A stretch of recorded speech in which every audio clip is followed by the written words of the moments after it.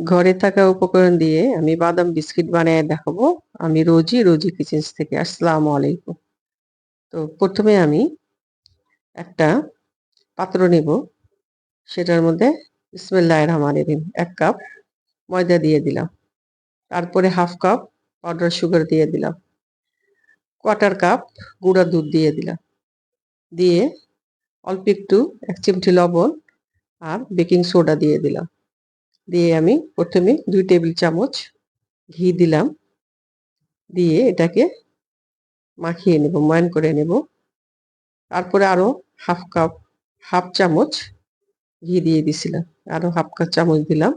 একটু বেশি দিলে বেশি খাস্তা হবে। তো দিয়ে আমি ভালো আর 1/2 কাপ ক্রাশ করা বাদাম দিয়ে দিলাম। এটাকে পুরাটা করি মিহিন করিনি, ক্রাশ করে দিছি শুধু আধা ভাঙ্গা করে। দিয়ে এটাকে ভালো করে মাখিয়ে আমি অল্প করে দুধ দিয়ে এটাকে একটা ডো বানিয়ে নিব সুন্দর করে। এই যে আর একটু ভ্যানিলা এসেন্স দিয়ে দেব। দিয়ে এটাকে মাখাইয়া নেব। নিয়ে আমি একটা তক্তা উপরে নিলাম, ফ্রির উপরে নিলাম, নিয়ে এটাকে র‍্যাপিং প্লাস্টিক র‍্যাপার উপরে নিলে ভালো হতো ভিতরে। আমি এমনিই নিলাম, নিয়ে তারপরে এটাকে বেলে সুন্দর করে বেলে তার উপরে একটু ক্রাশ বাদাম দিয়ে দেব। যে এই থিকনেসটায় রাখবো, আর করব না।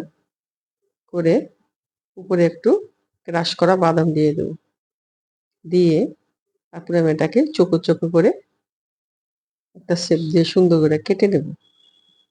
আর আমি আগে মল্টের মধ্যে কেকের মধ্যে বাটার পেপার দিয়ে রাখছিলাম গ্রিস করে, সেটার উপরে বসায় দেব। এই যে বসায় দিলাম।